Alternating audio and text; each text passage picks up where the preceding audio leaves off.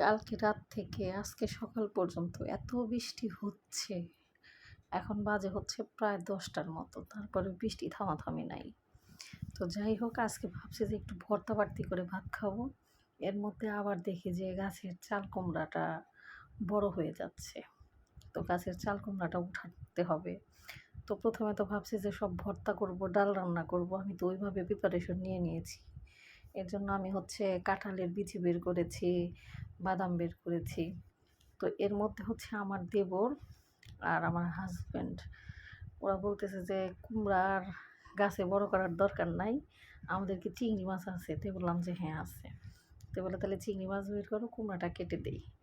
তো গাছে থেকে চাল কুমড়া কেটে দিয়েছে, আর হচ্ছে কয়েকটা লাউ শাক উঠিয়েছি। মানে বিদেশের মাটিতে মানে কোনো কিছু নিজের হাতে বুনে সেটা তুলে খাওয়া, মানে কি যে একটা শান্তি বা আত্মতৃপ্তি, আসলে এটা বলে বোঝানো যাবে না। মানে মনে হচ্ছে যে আজকে সব দেশীয় খাবার খাচ্ছি বা দেশীয় রান্না করছি, এরকম মনে হচ্ছে। তো যাই হোক, কালো জিরাটা ভেজে নিয়েছি, বাদামটা ভেজে নিয়েছি, আর এইখানে আমি শুকনো মরিচটা ভেজে নিচ্ছি। আর ওই তো চাল কুমড়া রান্না করবো চিংড়ি মাছ দিয়ে। চিংড়ি মাছটা আগে ঠিকঠাক মতো কষিয়ে নিয়ে তারপরে হচ্ছে চাল কুমড়াটার মধ্যে দিয়ে দেবো। প্রতিদিনের যে রান্না সেইভাবেই রান্না করতেছি। তো আসসালামু আলাইকুম, সবাই কেমন আছেন? আশা করছি সবাই খুব ভালো আছেন। আলহামদুলিল্লাহ আমরাও খুব ভালো আছি। আমার নতুন একটা ব্লগে আপনাদের সকলকে স্বাগতম। তো আজকে এই হচ্ছে সকালে ঘুমে থেকে উঠে চিন্তা করছি যে আজকে আর কোনো তরকারি রান্না করবো না, সব ভর্তা টর্তা ডাল। তার মধ্যে তো আবার আসলে রিজেকে না থাকলে কোনো কিছুই হয়ে আসে না। কিন্তু গাছের জিনিস মানে দেখেই কেমন যেন ভালো লাগে, বা গ্রামের বাড়ির একটা ফিল হইতেছে যে না, একটা জিনিস নিজের হাতে বুনে খেতে পারতেছি, ভালো লাগতেছে। আর এইখানে সবজির এত দাম, মানে ভাবার বাহিরে, সবজির প্রচুর দাম। সেই দিন কয়েকটা মূলার শাক নিয়ে আসছে, মালয়ের ইঙ্গিত হচ্ছে ৫ টাকা। ৫ টাকায় তো হ্যাঁ, যা বাংলাদেশি টাকায় হয়তো ১০৫ বা ১০ টাকার উপরে হয়ে যায়। মানে এত দাম। ১ টাকায় হচ্ছে ২৯ টাকা। সেই হিসেব ধরলে ১০০-র উপরে চলে যায়। তো প্রত্যেকটা জিনিসেরই এত দাম। তো মনে হয় যে কিছু কিছু সময় কিছু জিনিস টবের মধ্যে বুনে, বেগুন, তারপরে করলা, এগুলো সব টবের মধ্যে দিয়ে দিয়ে পিছন সাইডে একটু জায়গা আছে, ওই সাইডে নেট দিয়ে হচ্ছে দেওয়া হয়েছে। তো যাই হোক, শুকনো মরিচগুলো ভেজে নিচ্ছি, আর ওইখানে চাল কুমড়াটা দিয়ে দিলাম। একদম মানে ফ্লেভারটাও সুন্দর আসতেছে যখন আমি কাটি চাল কুমড়াটার উপরে, একদম কাটা কাটা কাটা কাটা। আর চাল কুমড়া তো মূলত কাটা কাটাই থাকে। তো লাউ শাক যেটা উঠাইছি ওইটাও ভর্তা খাবে। তো আমার দেবর বলতেছে যে আজকে শাক ভর্তা খাবো। তো ঠিক আছে, বাদাম ভর্তা, শাক ভর্তা, কাঁঠাল বিচি ভর্তা, সাথে হচ্ছে ধনিয়া পাতা, ভালো হবে। তো শুকনো মরিচটা ভেজে উঠিয়ে নিয়েছি, এখানে হচ্ছে কাঁচামরিচ, পেঁয়াজ আর একটু রসুন ভাজতেছি। এগুলো দিয়ে হচ্ছে ভর্তা করব, কাঁচামরিচ একটু মিক্স করে দিয়ে। মানে কাঁচামরিচ বলতে যে যেটা পাকাটা, ওইটা দিলে ভালো লাগে, একটু সুন্দর একটা ফ্লেভার আসে। কিন্তু ঘটনা হয়েছে, ভর্তা খাইতে ভালো লাগে, ভর্তা করতেও ভালো লাগে, বাট আমার এইখানে পাটা নাই। আর পাটা হচ্ছে ভারী জিনিস, এটা আমি আসলে বাংলাদেশ থেকে কাউকে দিয়ে যে নিয়ে আসবো, মানে সেই সাহসটাও পাইতেছি না যে কাউকে বলবো যে পাটাটা নিয়ে এসে দাও। মানে এমনিতেই একজনের জিনিস আর একজন নিয়ে আসা হচ্ছে একটু রিস্ক, বা নিয়ে আসার ট্রাপ ব্যাপার। তো তারপরে হচ্ছে ভারী জিনিস পাটা, এর জন্য আর কাউকে বলি না। যখন হয়তো বা আবার আমরা নিজেরা যাব বা নিজেদের আপন কেউ যাবে, তখন হয়তো আনিয়ে নিতে পারবো। তো যাই হোক, হামান দিস্তা দিয়ে অনেক কষ্ট করে হচ্ছে আজকে আমি ভর্তাগুলো করছি। ভর্তাগুলো আরও ফিনিশিং হলে ভালো হতো। মানে আমরা যেরকম, আমার দাদি মা বা আমার শাশুড়ি যেরকম একদম পাটায় মিহি করতো, আমার শাশুড়ি কালো জিরা ভর্তা বাটে অনেক সুন্দর করে। মানে কালো জিরা বাটতে বাটতে একদম কালো জিরার মধ্যে থেকে যে তেল সেটা বের করে ফেলে। মানে এত মজা হয় ওনার। আর উনি বলে যে কালো জিরা ভর্তার সাথে সবসময় আলু ভর্তা খাইবা, দেখবা যে খুব মজা। তো যাই হোক, আমি আলু ভর্তার বানাইনি, আমি কালো জিরাটা হচ্ছে একদম কাঁঠালের বীজের মধ্যে মিক্স করে দিয়েছি। আর এখানে হচ্ছে এই যে ছোটো মাছটা একটু হাতে মাখিয়ে দিলাম কাঁচামরিচ পেঁয়াজ দিয়ে, একটু পেঁয়াজ বাটা দিয়েছিলাম। আর এখানে হচ্ছে জিরার গুঁড়া, হলুদের গুঁড়া, ধনিয়ার গুঁড়া, একটু সজের গুঁড়া, মানে মাছ রান্না করতে মূলত যে মশলাগুলো লাগে প্রতিদিন সেই মশলাগুলো দিয়েই মাছটা মাখিয়ে দিলাম। এই তো।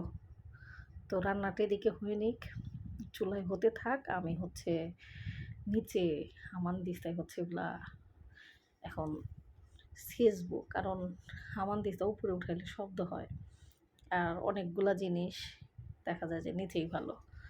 তো এর জন্য আমি কী কী ভেজে নিয়েছি সেটা দেখাইতেছি। আর ওই যে এইটা শাকটা হচ্ছে আমি ভাতের উপরে দিয়েছিলাম, ভাতের উপরে দিয়েছি, শাকটা একদম সুন্দর সিদ্ধ হয়েছে। শাকটা হচ্ছে আমি হাতে ভর্তা করে নেব। আর হামানদিস্তাটা ধুয়ে একটু মুছে নিয়েছি, কারণ পানি থাকলে তো ভর্তা আবার পানি পানি হয়ে যাবে। তো এর জন্য আমি আগে হচ্ছে কালো জিরাটা করে নেব, ভর্তা করে নেব। যদিও আজকে আমার পাটার কথা খুব মনে হইতেছে ইস, একটা পাটা থাকলে কি না ভালো হইতো। দেখা যায় যে এখানে জিরার গুঁড়াগুলো আমরা কিনে খাই, তো যদি আমার বাসায় পাটা থাকতো আমি হয়তো জিরাটা বেটে, জিরার সাথে পেঁয়াজ একটু বেটে তারপরে তরকারিতে দিতাম। ওই তরকারিগুলোর যে কী একটা টেস্ট, ওহ মাই গড! মানে বলার বাহিরে, ভাবা যায় না। মানে আমরা তো আসলে ছোটোবেলা থেকে ওইভাবে খেয়ে অভ্যস্ত। মা, দাদি, শাশুড়ি, মানে সবাইকে দেখেছি যে পাটায় বেটে তারপরে হচ্ছে খাইতাম। আর হলুদের গুঁড়া, জিরার গুঁড়া এগুলা তো মানে দেখা যায় যে কিনে নিজেরা হাতে ধুয়ে শুকিয়ে ভাঙানো হতো। আর জিরার গুঁড়া, ধনিয়ার গুঁড়া, সজের গুঁড়া এগুলো সব নিজেদের ঢেঁকিতে পাড়ানো হতো। তারপরে হচ্ছে চাউলের গুঁড়া করা হতো ঢেঁকিতে। তারপরে হচ্ছে ডালের গুঁড়া, এগুলা সব ঢেঁকিতে করা হতো। মানে আমরা তো আসলে গ্রামের মানুষ। মানে ওই গ্রাম্য একটা ফিল থেকেই যায়। মানে আমরা যত দূরেই যাই, আমরা তো বাংলাদেশী, তারপরে হচ্ছে আমরা গ্রামে বড় হইছি। ওই দেখা যায় যে এই জিনিসগুলা আমরা খুব মিস করি, বা এই জিনিসগুলো আমরা খুব ফিল করি যে এই জিনিসটা হয়তো এইভাবে না ওইভাবে হলে ভালো হইতো। তো এই তো, কিছু করার নাই। দেশে একরকম, বিদেশে আরেক রকম। তো অনেকেই জিজ্ঞেস করে আপনি কি করেন? আসলে আমি কিছুই করি না। আমি বাসায়, টোটালি বাসায় শুধু রান্না বান্না খাওয়া, আমার আর কোনো কাজ নেই। কিন্তু রান্না করাটাও একটা কাজ। আর রান্নাটাও হচ্ছে অনেক ভালোবেসে মন দিয়ে করতে হয়। কারণ ভালোবেসে আপনি যে কাজটাই করবেন সেটাই দেখবেন যে খুব ভালো হয়। মন দিয়ে ভালোবেসে করতে হয়। কোনো একটা কাজ দেখা যায় যে আপনাকে জোর করে আপনার উপর, মানে জোর প্রয়োগ করে বা বল প্রয়োগ করে আপনাকে দিয়ে করালে সেটা ভালো হয় না। মানে আপনি যেটাই করেন, ইনকাম করেন, যে কোনো সোর্সে ইনকাম করেন বা বাসায় থাকেন, মানে যেভাবে যাই করেন, আপনি যে কাজটা করেন প্রথমত আপনার ওই কাজের প্রতি আপনার ভালোবাসা থাকতে হবে। এটা হচ্ছে বড় কথা। তো এই তো। আর আমরা দেখা যায় যে বাঙালিরা কী করি, কাজটাকে খুব বেশি পছন্দ করি না। আমরা বাঙালিরা একজন কাজ করে আর তার উপরে হচ্ছে ৩ জন বসে খাই। এটা হচ্ছে আসলে সমস্যা। আর এই বসে খাই দেখেই আমাদের মাথায় মানে শুধু খারাপ চিন্তাভাবনা যে অন্যের ক্ষতি করব কীভাবে, মানে অন্যের সমালোচনা করা, অন্যকে নিয়ে পড়ে থাকা, এগুলো আসলে মানে আমরা কাজ করে না খাওয়ার কারণেই আমাদের মনের মধ্যে এগুলো আসে। তো এর জন্য বলি যে, যে কাউকেই কাজ করতে হবে। কাজ না করলে আপনার খারাপ চিন্তাভাবনা আপনার মনের মধ্যে থেকে যাবে না, বা আপনি আর একজনের ভালো চাইতে পারবেন না। কাজ করলে মানুষ মানুষের ভালো চাইতে পারে। আর বসে থাকলে আমাদের চিন্তা শুধু ও কী করতেছে, ও এইটা করতেছে, ও ওইটা করতেছে।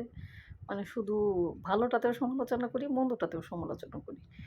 আর বেশিরভাগ দেখা যায় যে আমরা বাংলাদেশিরাই একজন আরেকজনের পিছনে মানে সমালোচনা নিয়ে ব্যস্ত। একজন অন্যকে নিয়ে ব্যস্ত। নিজেকে নিয়ে আমরা অতটা ব্যস্ত না, যতটা না আমরা পরকে নিয়ে ব্যস্ত। তো আমাদের আসলে এগুলা বাদ দিতে হবে। তো ঠিক আছে, আল্লাহ হাফেজ। আসসালামু আলাইকুম।